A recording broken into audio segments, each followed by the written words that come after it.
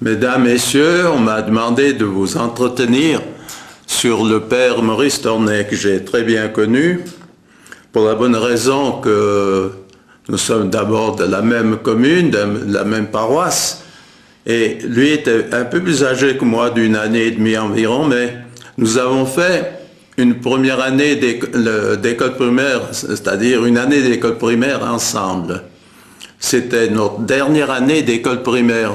Nous étions à Auxerre, il y avait une école qu'on n'appelait pas encore secondaire, mais de fait, c'était que des garçons de 12 à 15 ans qui avaient l'idée de poursuivre leurs études à l'école normale ou au collège ou autrement par exemple, une école commerciale. Alors, nous avons fait une année ensemble et après ça, nous sommes partis au collège de Saint-Maurice. C'était vers la fin septembre 1925. Nous avons été dans la même classe pendant 6 ans. Et on se bagarrait un peu pour la première place ou la deuxième. Enfin, vous voyez, nous étions très bien formés parce que l'instituteur Cyril Tissière nous avait bien préparés, surtout du point de vue de l'arithmétique et aussi du français. Alors, on avait dans la même classe que nous des enfants qui étaient généralement plus jeunes, d'1 an ou 2 ou même 3. Parce que les gens des villes avaient jusqu'à 9 mois de scolarité, tandis que nous, en montagne, on n'avait autrefois que 6 mois. Bien, après ces 6 ans de collège à Saint-Maurice, nous sommes entrés au Saint-Bernard, au noviciat, le même jour, le 25 août 1931. Donc, moi j'avais 20 ans, lui avait 21 ans. Là, bon, on a fait une année noviciat, puis au bout de l'année, ils nous ont demandé si nous voulions persévérer. Oui, d'accord. Alors, on a fait les premiers vœux pour 3 ans. Comme ça, dans les couvents, on ne laisse pas faire la profession solennelle ou définitive de but en blanc, mais il faut passer par des épreuves, c'est-à-dire le noviciat, puis 3 ans de profession qu'on appelait simple, parce qu'elle n'était pas irrévocable. Au bout de ces 3 ans, si on voulait s'en aller, on était absolument libre, on n'était plus tenu par les vœux, puisqu'on en faisait pour 3 ans. Bien, on a fait encore la profession définitive, qu'on appelait profession solennelle, en même temps. Et puis, depuis notre noviciat, on a commencé, évidemment, les études de philosophie, 2 ans de philosophie, et après, il y avait 4 ans de théologie pour être ordonné prêtre. Alors, lui, il a fait la philosophie, 2 ans, il a commencé la théologie, mais après 1 année et demie, voilà qu'il a demandé à partir au Tibet. Ou plutôt, c'était le prévôt qui voulait envoyer un confrère qui était prêtre, un jeune prêtre, mais il ne voulait pas l'envoyer seul. Alors, il a dit, écoutez, moi, pour aller au Tibet, c'est toute une affaire, un pays lointain, montagneux, difficile. Je ne veux pas vous envoyer seul. Si vous arrivez à la moindre chose en route, personne qui vous dépanne. Alors, il a demandé comme ça à la communauté, y aurait-il quelqu'un d'autre qui voudrait partir? Et le père Tornet, on l'appelle comme ça parce qu'il a été missionnaire, père Tornet, s'est présenté. Alors, il a interrompu, si vous voulez, l'étude de la théologie pour accompagner le père Lation, qui, lui, était prêtre. Et ils sont arrivés là-bas au mois de mai 1936. Arrivés à la mission à Ouissi, ils ne trouvent personne. La maison était fermée. Il faut savoir que les soldats de Mao Tse-tung qui fuyaient devant Chiang Kai-shek ont passé dans la région précisément au mois d'avril-mai 1936. Et le mandarin local de Ouissi a donné l'ordre aux missions de partir vers le nord pour se mettre à l'abri Il a peur que les communistes, ces soldats communistes, ne tuent les missionnaires ou les prennent comme otages pour faire libérer de leurs prisonniers. Ils étaient d'accord d'échanger des prisonniers parce qu'il y a eu des batailles entre le gouvernement qui était présidé par Chiang Kai-shek et par d'autre part, Mao Tse-tung n'était pas encore au pouvoir, mais il était quand même le chef de ce parti, de ce gouvernement qui essayait de déloger Chiang Kai-shek et de prendre sa place. Bon, au bout de 8 à 10 jours, les choses sont un peu éclaircies parce que les troupes ne sont pas venues dans la vallée où nos missionnaires habitaient. Ils sont montés vers le nord par le fleuve Bleu, tandis que nous habitions une vallée qui donnait sur le Mékong, un peu comme la Drance descend d'Entremont et va se jeter au Rhône ici à Martigny. Alors, bien, tout de suite, le père Tornet a repris ses livres de théologie pour ne pas perdre une année, car il avait fait la moitié, ils sont partis en février, il avait déjà fait la bonne moitié de cette année-là, et une grande facilité pour étudier tout seul avec un manuel, mais le père Lation lui faisait 1 heure de classe chaque jour quand même. Et puis les autres confrères, chaque mois, se réunissaient et faisaient passer un petit examen au père Tornet sur la matière qu'il avait étudiée. Et à la fin de l'année, un examen un peu plus long, un peu plus complet. Il réussissait toujours très bien. Et puis, tout en étudiant sa théologie, il apprenait le chinois. Et 2 ans après, il avait fini sa théologie. Il a été ordonné prêtre. Notre évêque missionnaire était tout à l'est, un endroit qu'on appelait Tatienlou, et plus tard on l'appelait Cantine, quand la région a été élevée au rang de province. Alors Tatienlou est devenu Cantine. C'est le nom que le gouvernement central avait donné au chef-lieu de cette province. Bien, le père Tornet, pour être ordonné, aurait dû aller auprès de l'évêque, c'est-à-dire faire un voyage de près d'1 mois par Mont et par Vaud, dans des milieux encore assez troublés, où il aurait eu de bonnes chances d'être pillé en voyage, sinon tué. D'autres missionnaires auparavant avaient été pillés, ou en tout cas tués. Alors, on l'a envoyé vers le sud, parce que nous étions dans la province du Yunnan, dont Kunming était la capitale. Alors à Kunming, il y avait un évêque. Mais lorsque le père Tornet est arrivé à Kunming, on lui a dit « Ah, l'évêque vient de partir pour la France parce qu'il était malade, âgé, un peu la tête perdue déjà. Et de fait, il est mort à mi-chemin à Singapour. Alors il a dû descendre de Kunming vers le Vietnam, qu'on appelait à l'époque le Tonkin ou l'Indochine, où à Hanoï, il y avait un évêque qui l'a ordonné prêtre le 28 avril 1938, non le 24 avril je crois, 1938. Il lui a donné tous les ordres majeurs, le diaconat, 2 jours après le sous-diaconat, le diaconat, puis la prêtrise. En 1 semaine, il l'a ordonné. Alors le père, après ça, remonte vers notre mission et il fut chargé du petit séminaire qu'on appelait alors seulement probatoire, c'est-à-dire une préparation, pré-école en vue du séminaire.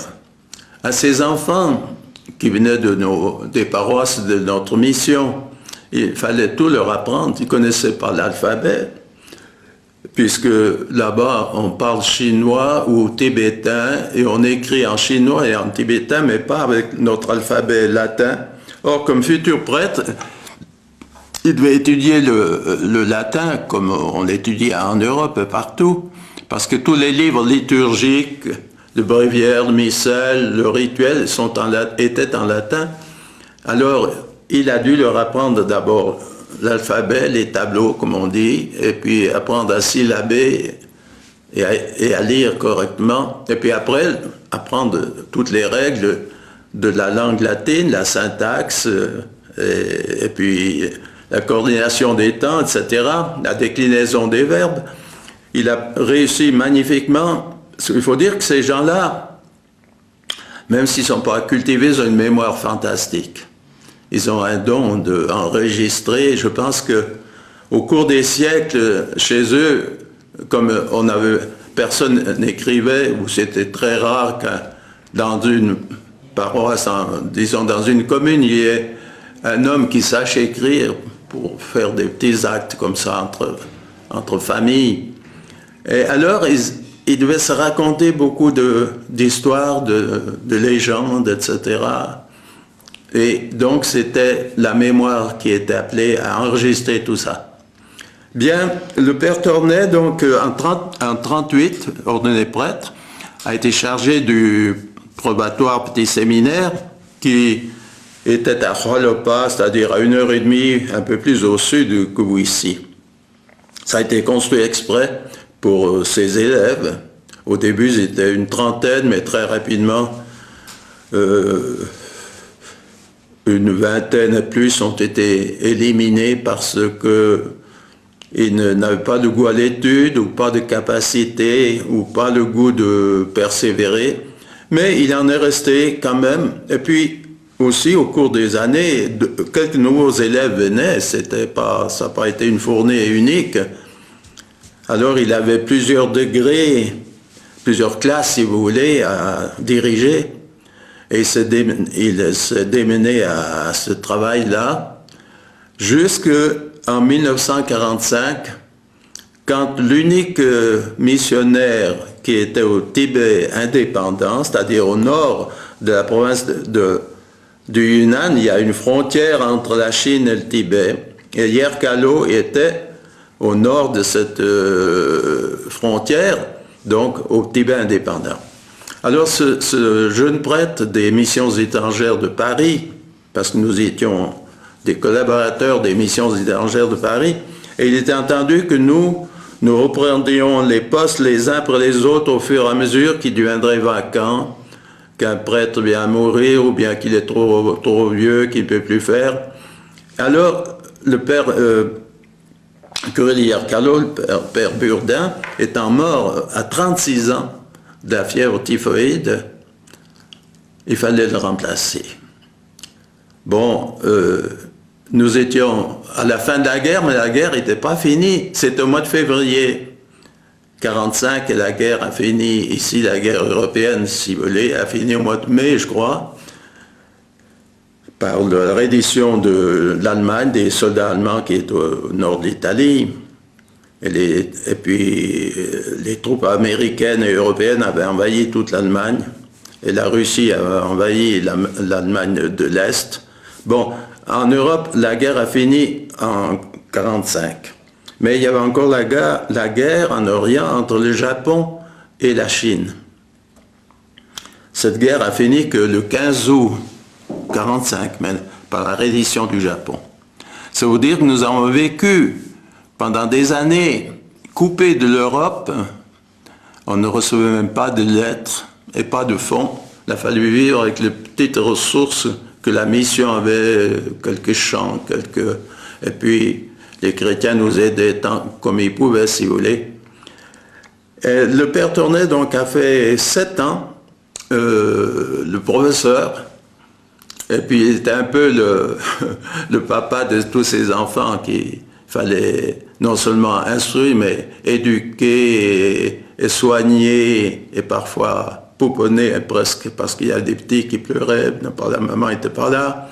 Lui, il était très dévoué. Alors il avait ça admirablement. Mais aucun n'était au bout des études, même secondaires. Il lui fallut encore 3-4 ans pour qu'il soit suffisamment formé pour entreprendre au grand séminaire les études de théologie. Que faire? Nous ne recevions pas de renfort.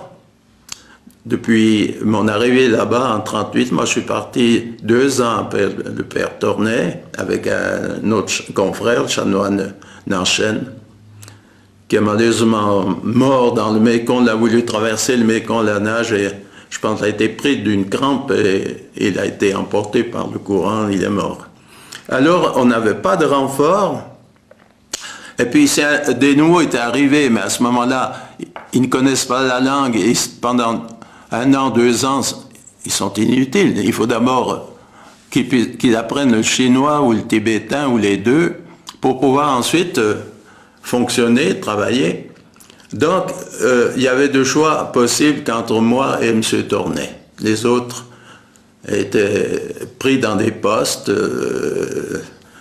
et on tenait à les conserver à Wissy, si à Wissy. On n'était pas si nombreux. Il y avait le père Mélie, le père... Donc, le père Coco, le père Tornet et moi, comme prêtre, le père Lation. Le père Lation, alors, et puis M. Mélie, donc en 1938, l'année où je suis arrivé là-bas, a dû rentrer, il avait des maux d'entrailles qu'on ne pouvait pas guérir avec les remèdes dont nous disposions. Il est rentré en Europe, si bien qu'il n'y avait plus que 4 prêtres, et le père Lation a été nommé supérieur, le père Coco était dans un poste un peu important, au fond de la vallée du Wissy. Il y avait un poste qu'on appelait Sia Wissy, le petit Wissy. Mais il y avait davantage de chrétiens là qu'au grand Wissy, où il y avait très peu de familles qui s'étaient converties. Parce que avant nos pères, aucun père n'avait résidé continuellement sur place. Ils étaient simplement, ils allaient de temps en temps, 1 fois ou 2 par année, voir les quelques chrétiens qui se trouvaient là. Bien, le père Tornet alors arrivé à Yerkalo au mois de fin mai, début de juin 1945. Moi, j'étais là-haut comme intérim, c'est-à-dire j'ai tenu le poste pendant la vacance. Le père Burdin étant mort, le nouveau curé n'était pas encore nommé, c'est moi qui, me trouvant sur place, j'étais allé en visite chez ce père et il est mort dans mes bras. J'ai fait l'intérim, c'est-à-dire le bouche-trou, pendant 6 mois environ. Et puis le père Tornet arrive. Alors lui, il a pris en main la paroisse, lui était le curé titulaire.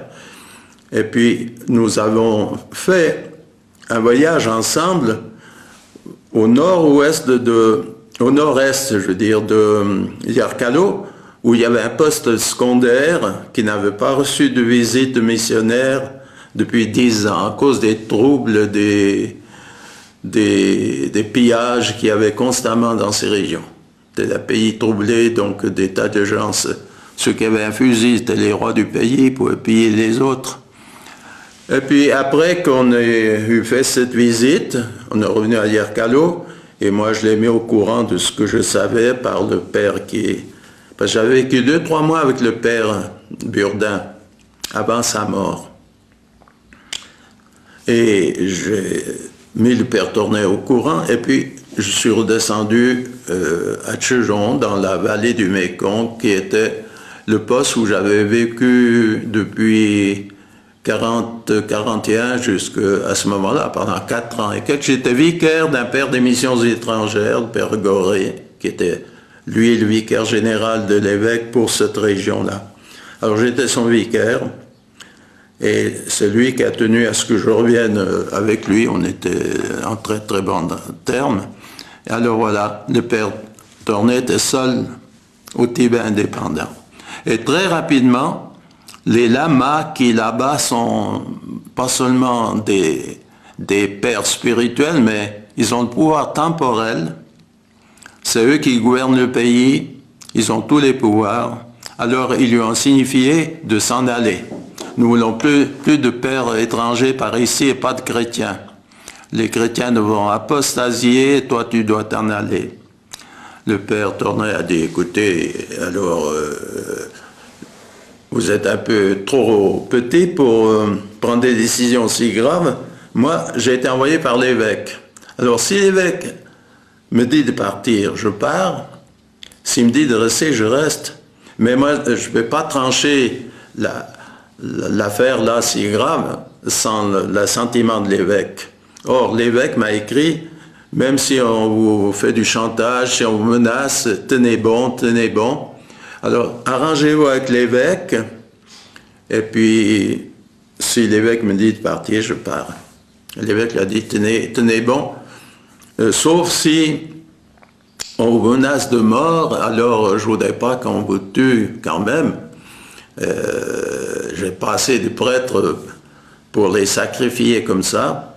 Et alors, un jour, au début de janvier 46, une vingtaine d'hommes armés arrivent à la mission, et dans sa mission, ils montent à l'étage où était le père, et ils commencent à piller, ils ont jeté son lit par-dessus la galerie en bas dans la cour, puis on dit, madame, est-ce que tu t'en vas, oui ou non? Il menaçait de tirer comme ça. Le père, il était fumeur, alors il avait un pot de tabac, là, le tabac qu'on fabrique dans le pays, c'est pas du tabac de commerce. On le plante dans le jardin, on le sèche, et puis après on le fume. Et il a bourré sa pipe, il a allumé, tiré quelques bouffées, puis dit, quand vous serez fatigué de tenir vos fusils, vous pouvez les poser, puis discuter. Alors bon, discutons. Alors on dit, maintenant nous n'avons plus de chrétiens ici, nous sommes bouddhistes, nous sommes des lamas, et eux disaient la France a été battue, parce qu'autrefois c'était une mission française, purement française. Le père, ils ont dit, toi tu es suisse, tu n'as rien à faire par là. Il dit, oui, moi je suis suisse, mais notre évêque est français. C'est lui qui m'a commandé de venir ici. Et chez nous, c'est l'habitude, on obéit à l'évêque. Encore une fois, je vous dis, si l'évêque me dit de partir, je pars. S'il me dit de rester, je reste. On va te tuer, te couper en morceaux, te jeter au fleuve, alors tu descendras en Chine, parce que le fleuve descend du nord vers le sud. Il a dit, ah oui, c'est sûr, si vous me coupez en morceaux, me jetez au Mékong, je descendrai en Chine, évidemment, mais volontairement non. Et puis, au bout d'un moment, les chrétiens les plus courageux du village arrivent à la mission. Ils avaient appris qu'une vingtaine de brigands armés étaient venus là, et ils sont arrivés pour essayer de sauver ce qui pouvait être sauvé. Alors ils ont dit, surtout, ne faites rien d'irréparable, hein? Il faut discuter. Et puis ils ont dit au père, écoute, père, tu ne peux plus rester, c'est pas possible. Toi, tu es courageux, tu es prêt à donner ta vie, mais si tu ne pars pas, ces gens-là vont se tourner contre nous. Nous, on a femme et enfants, puis on n'a pas ton courage. Alors, tu vois, tu gagnes à partir. Et puis, après, l'évêque, avec les autorités, il essaiera d'arranger la chose, il pourra peut-être revenir, mais maintenant, il vaut mieux partir.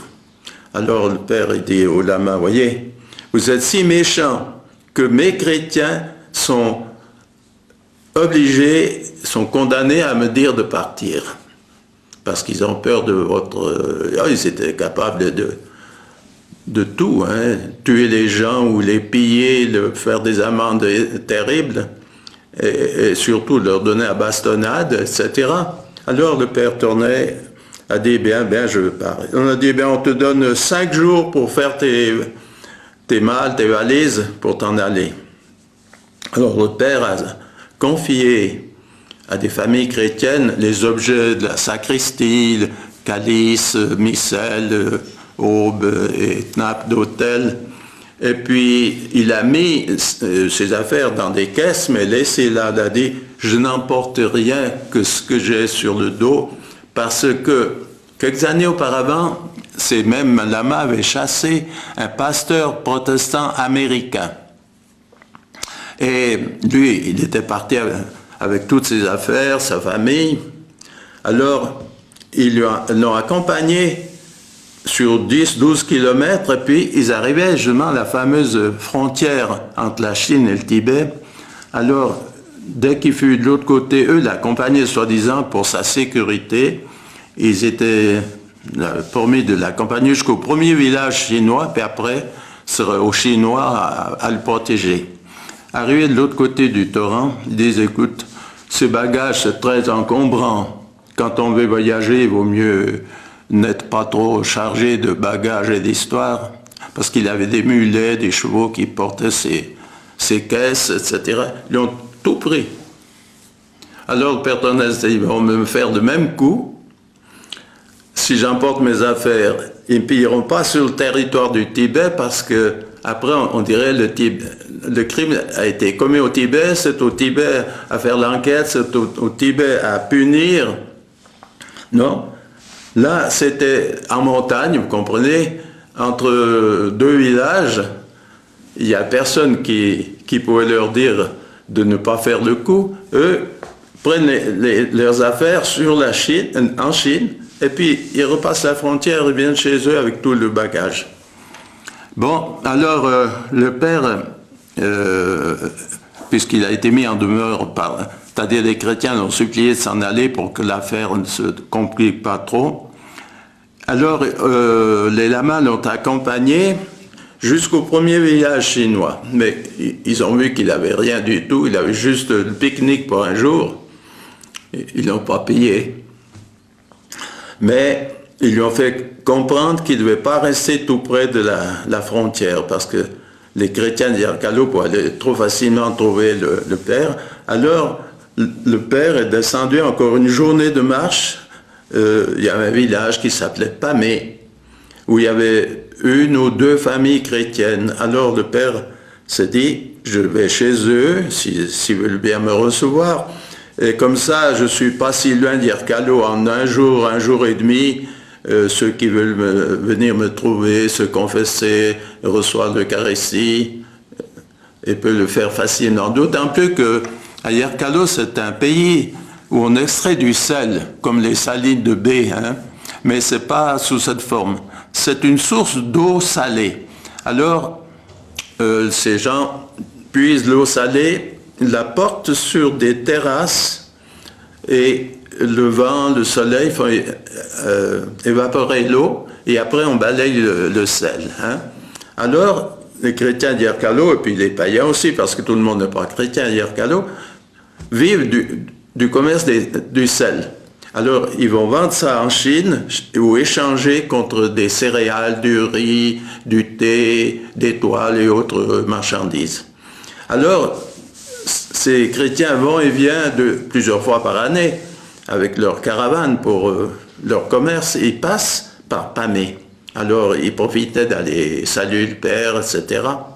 Et le père est resté là, mais dans un inconfort total.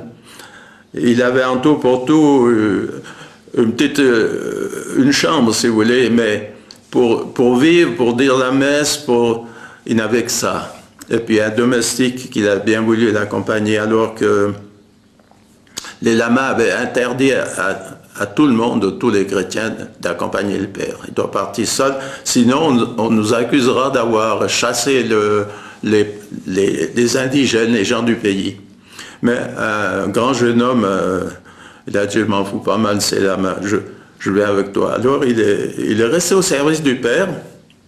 Et puis au bout d'une année, le père est descendu plus au sud encore. On avait un poste non occupé à Athens, qui est un petit centre d'industrie. Et là, alors, il a vécu encore une année et quelques. Et puis, voilà que, entre-temps, le pape Pie XII avait établi la hiérarchie en Chine, c'est-à-dire que ces évêques qui étaient autrefois, ils étaient évêques, mais ils n'avaient pas ils n'étaient pas évêques d'un diocèse, ils étaient des vicaires apostoliques, donc ils étaient censés administrer au nom du pape. C'était des vicaires du pape pour la propagation de la foi. Mais le pape avait, alors, Pie XII, a dit, après la guerre, il a établi les diocèses et archidiocèses en Chine. En tout, il y avait plus de 100 postes, de 100 diocèses qui ont été confiés en partie à des Chinois, en partie à des Européens de différentes sociétés missionnaires. Alors, le nonce apostolique qui résidait à Nankin parce que Chiang Kai-shek avait sa ville capitale à Nankin. Alors le nonce résidait dans la même ville, à Nankin, et voilà qui annonce qu'il viendrait à Kunming, la capitale du Yunnan, pour établir au nom du pape l'archevêque de Kunming, et cet archevêque ensuite devait établir les évêques suffragants, c'est-à-dire 2 ou 3 qui étaient dans la même province. Alors le père Goré, qui était le vicaire général pour notre région, il dit au père Tournay, écoutez, vous avez une excellente occasion de rencontrer le nonce, de lui exposer l'état de la situation.